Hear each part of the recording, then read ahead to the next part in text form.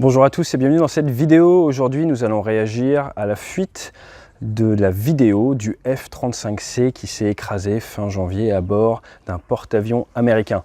Donc, nous avons déjà étudié les premières informations, les premières images que nous avions. Aujourd'hui, ce que je vais faire, c'est dans un premier temps, je vais vous parler de la fuite d'informations comme ça. Dans un deuxième temps, des spécificités du F-35 à l'appontage. Après, nous allons regarder les images de la passe qui ont fuité, même si elles ne sont pas encore à l'heure actuelle reconnues comme officielles. Après, 2-3 petits points sur les commandes de vol et sur regarder si c'est déjà arrivé dans d'autres types de flottes, d'autres types d'aéronefs, ce genre de soucis. Allez, c'est juste après le nouveau jingle.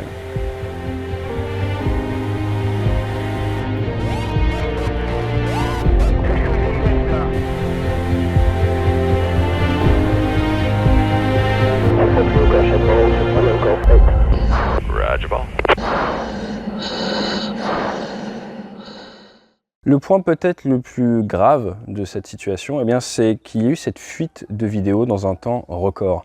On a déjà vu que pour le crash du F-35B sur le porte-aéronef anglais, il y avait une fuite d'informations très rapide. Là, encore une fois, vous avez dans un premier temps des images et ensuite derrière carrément les images officielles d'enregistrement du bateau qui ont fuité. Ça pose un énorme problème pour la protection des données depuis ces bâtiments. Ce sont des bateaux, c'est censé pouvoir rester en vase clos lorsqu'il y a un souci. Et c'est censé être armé, comme on dit, par du personnel qui a été sensibilisé aux risques informatiques, au danger de transmettre de l'information. Imaginez demain, si nous sommes en temps de guerre et que vous avez tout le monde qui, avec son téléphone portable, envoie des messages parce que le porte-avions est assez proche de côte et il y a du réseau, ou trouve un moyen pour réussir à envoyer de la data vers le sol. C'est une gigantesque brèche dans la sécurité, la SSI, la sécurité informatique pour ces navires à la mer. Je vous rappelle qu'il existe maintenant des navires des missiles anti-navires, notamment chinois, nous en reparlerons, qui ont une capacité à aller vers une zone, après ouvrir un peu leur autodirecteur et essayer de trouver le bateau. Donc si vous envoyez de l'information, que vous n'êtes pas censé envoyer de l'information, et que ça donne une position plus ou moins précise de là où se trouve le groupe aéronaval, vous mettez tout le monde en danger. Donc il y a d'autres considérations, mais c'est très intéressant de voir que il y a un souci humain dans la formation, dans l'alignement de ces équipages, à la sécurité informatique dans la marine anglaise, dans la marine américaine à l'heure actuelle. Donc je pense que ça c'est un gros dossier pour ces armées-là. Maintenant, le F-35 à l'appontage. Le F-35 à l'appontage, c'est un avion de 5e génération, comme vous le savez, qui a ses spécificités. Parmi ces spécificités, vous avez le JPALS, Joint Precision Approach Landing System, qui est une sorte de differential GPS. C'est quoi? C'est un super GPS amélioré grâce à des senseurs directement sur le porte-avions. Et ça va vous permettre, grâce à un signal GPS amplifié et d'autres systèmes, de vous poser de manière ultra précise en mode automatique à chaque fois. C'est utilisé également pour les drones embarqués américains, ça fonctionnerait très bien. En plus de ça, vous avez toujours un pilotage manuel qui est possible. Et là, il y a deux technologies américaines qui sont utilisées. Vous avez l'IDLC pour Integrated Directed Lift Control, qui est un nouveau système qui est utilisé également un petit peu sur F-18 maintenant, mais qui vous permet d'utiliser vos surfaces de vos gouvernes et ainsi que vos volets comme des aides pour générer de la portance ou réduire la portance. Donc ça vous permet de monter ou descendre en fonction de la position de vos volets. En français dans le texte, par exemple, les volets vont être utilisés pour vous aider à monter ou descendre. Donc vous avez un plus gros contrôle sur vos commandes de vol et vous avez moins d'inertie. Vous êtes sur des avions qui sont plus faciles à piloter et qui utilisent leur surface à des fins de vous aider à apponter. Donc c'est un nouveau système informatique. Moi, je n'ai jamais testé. On n'a pas ça sur Rafale, on n'avait pas ça sur Rafale, mais c'est censé vous aider. Et en plus de ça, vous avez le Delta Flight Path. Le Delta Flight Path, c'est encore une fois un patch au niveau des commandes de vol qui vous permet de maintenir une pente constante. Vous mettez dans la machine, vous lui renseignez la vitesse de déplacement du porte-avions, vous lui dites la pente d'appontage aujourd'hui c'est 3,5 degrés, vous lâchez le manche, l'avion il maintient 3,5 degrés à la bonne vitesse. Il est censé prendre en compte les rafales de vent, notamment pour ce qu'on appelle la burble, la bulle à l'arrière du porte-avions, qui est générée par le déplacement du bateau.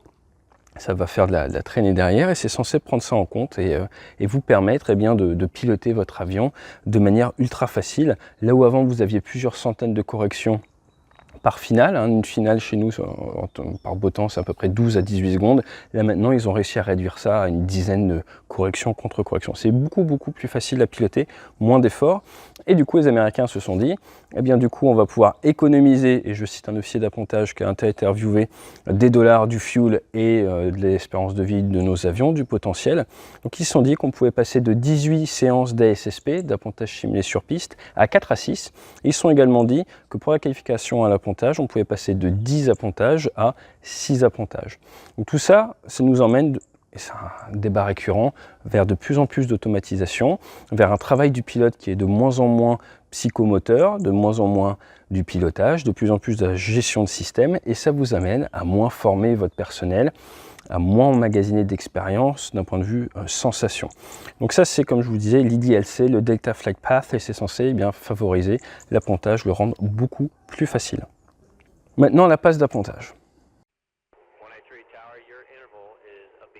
Donc la passe d'appontage. Vous voyez initialement que l'avion a l'air plus ou moins bien sur le plan vertical et qu'il commence à partir vers la gauche. C'est là où les officiers d'appontage lui disent « right for line-up », viens à droite pour t'aligner.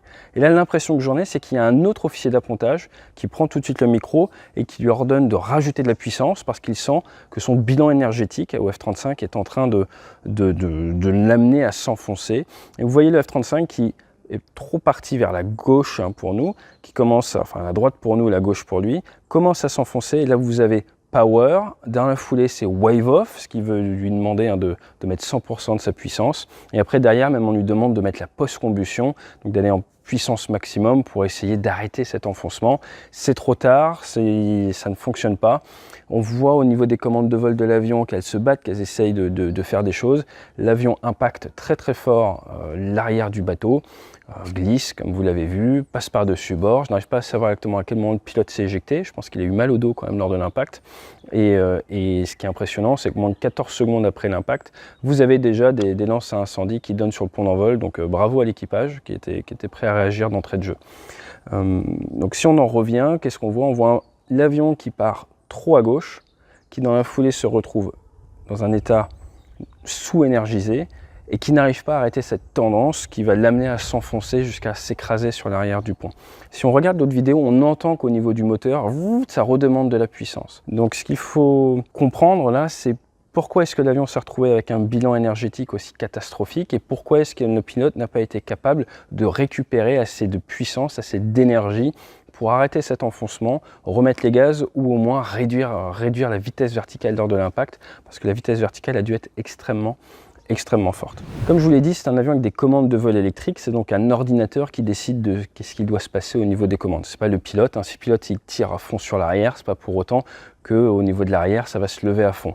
Tout passe par un cœur informatique, c'est pareil sur Rafale, c'est pareil sur tous les avions de nouvelle génération. Maintenant, ce qu'il va falloir bien comprendre, c'est dans quel mode d'automatisme le pilote se trouvait, qu'est-ce qui était géré par l'informatique, qu'est-ce qui était géré par le pilote, est-ce qu'il avait la manette des gaz en manuel, est-ce qu'il était dans un cas dégradé ou pas, ce sont des questions que les enquêteurs vont devoir adresser. Le point quand même à comprendre, c'est que c'était un appontage de jour par parfaite condition et sur un circuit Type 1, un Case 1 Recovery, donc avec le break et la vente arrière et l'opposé.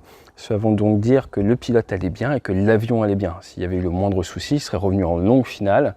La longue finale, c'est une approche stabilisée. Vous n'avez pas juste à peu près une douzaine de secondes sur l'arrière du bateau. Donc là, c'est un retour normal. Il n'y avait pas de suspicion de panne, puisqu'ils sont revenus sur du Case 1. On ne revient jamais en Case 1 s'il y a la moindre suspicion de panne. Au niveau de ce temps de spool-up, ce qu'il faut bien comprendre, c'est qu'un réacteur, ce n'est pas comme un moteur à hélice. Quand vous mettez plein gaz, il n'y a pas plus de traction instantanément. Si le moteur était beaucoup sur l'arrière, il va lui falloir beaucoup de temps pour redonner beaucoup d'énergie, repousser. En super étendard, nous avions près de 7 secondes entre un moteur établi plein réduit et la pleine puissance. Ce qui peut nous amener des fois à être au plein gaz 3, 4, 5 secondes avant les brins, avant de toucher et d'impacter quand même assez fort. Ça peut arriver. Donc ça, c'est un gros danger des avions qui ne sont pas assez motorisés. Avoir également les températures. Plus il fait chaud, moins l'air porte, moins les réacteurs donnent. Donc dans des conditions où il fait chaud, c'est plus difficile. Sur porte-avions, vous avez également les conditions de vent, mais encore une fois, là, ils avaient l'air quand même d'être dans des assez bonnes conditions météo. Est-ce que c'est déjà arrivé sur d'autres types d'avions? Eh bien, on étudiera ensemble le cas d'un super étendard qui, lors de la guerre d'Irak, la dernière, les opérations contre Daesh, moi j'étais à bord sur Rafale, a fait court, a tapé fort, le pilote s'est fait mal au dos, a dû être sorti à la grue, l'avion a été grandement endommagé. Il était plein gaz depuis quelques temps avant d'impacter. C'est un petit peu un cas, j'ai envie de dire, similaire vu de l'extérieur. Un avion qui est sous-motorisé à un moment, à qui le pilote demande de l'énergie, mais voilà, on est vraiment à la limite du domaine de vol, et là, eh bien, on se retrouve avec un bilan énergétique à un moment qui fait que même en mettant plein gaz, on va quand même aller impacter la zone de brin. Donc ça fait penser un petit peu à ce cas-là. Oui, c'est déjà arrivé sur d'autres types d'aéronefs. À la grande question maintenant que vous vous posez sûrement, est-ce dû à une erreur de pilotage? Est-ce dû à un souci de commande de vol? Est-ce dû en gros à l'homme ou à la machine? Il est absolument impossible de répondre à l'heure actuelle. De toute façon, je ne vais pas tester cet exercice-là. Ce n'est pas du tout l'objectif de la chaîne. L'objectif, là, c'était de vous amener à mieux comprendre et surtout à prendre du recul par rapport à certaines choses qu'on voit sur Internet. Il y a certaines rumeurs qui circulent, comme quoi ça c'était une femme aux commandes. Je vois pas ce que ça change. Les femmes sont très bonnes pilotes de chasse également, donc ça change absolument rien. Un pilote, c'est un pilote. S'il est envoyé sur le bateau, c'est qu'il a le niveau. Fin de l'affaire, il n'y a pas à discuter. Donc par contre, ce qui va être intéressant de voir, c'est voir pourquoi est-ce que l'avion commençait à dévier sur le côté, et ensuite pourquoi est-ce que il n'y a pas eu d'augmentation du bilan énergétique de l'aéronef avant l'impact. Grand bravo, hein, vous avez vu les officiers d'appontage, c'est impressionnant de voir la vitesse à laquelle ils décoincent, à la vitesse à laquelle ils s'engagent. En fait, ce sont des professionnels qui sont là pour la sécurité du bateau, des pilotes, de tout le monde. Je crois qu'un des officiers d'appontage a été blessé. Donc si vous croisez un joueur d'officier d'appontage, remerciez-les. C'est des professionnels indispensables à la sécurité. À la seconde où ils détectent la tendance, pouf, power, wave off et plein gaz. Ils n'ont pas lâché avec ce changement de ton de manière à s'assurer que même un pilote saturé d'un point de vue charge mentale, qui soit en train de tunneliser, réussisse à prendre le recul nécessaire et réussissent à se rendre compte, ah, il faut que je remette les gaz, il faut que je refasse un tour. Donc c'est très intéressant de voir ce qui s'est passé. Le F-35 a de multiples enregistreurs, ils vont sûrement les récupérer au fond de la mer, et d'ici 6 mois, 1 an et demi, eh bien, nous saurons ce qui s'est passé à bord de ce F-35. Était-ce humain? Était-ce technologique? Était-ce un mix des deux? C'est souvent le cas, il y a un petit peu de tout, hein. Il y a des plaques de Reason, comme on dit dans l'aérien, qui se sont alignées les unes aux autres pour amener à l'accident. Je vous rappelle que dès qu'on n'entend pas parler d'un accident du F-35, c'est qu'il vole en toute sécurité. Il y a quand même plus de 800 avions maintenant dans cet ordre-là qui volent. Et le point important, c'est qu'à ma connaissance, ils n'ont pas décidé d'arrêt de la flotte de F-35, ce qui voudrait dire qu'ils ne pensent pas qu'il y a un danger à mettre en œuvre le F-35 depuis le porte-avions américain à l'heure actuelle. Voilà, ce qui peut amener à se dire que ça vient peut-être plus du cockpit ou pas. Pour être franc, on ne sait pas vraiment, mais ils n'ont pas peur de les remettre en vol à l'instant T. Tout dernier point, et j'insiste dessus, on a parlé de la fuite d'informations. Ce qu'on essaie de faire comprendre à nos hommes dans l'armée, c'est l'importance de l'intégrité. C'est pareil dans l'aviation de ligne. J'aime beaucoup la définition d'Air Canada de l'intégrité.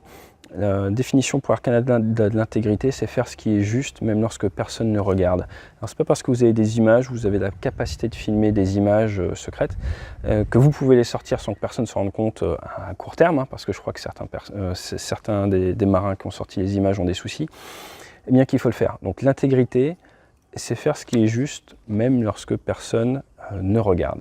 Je pourrais vous laisser avec ça. Et en question du jour, pour vous, eh bien, essayez de m'expliquer très rapidement en quoi consiste le DGPS, Differential GPS, qui est également utilisé dans l'agriculture. Allez, fly safe!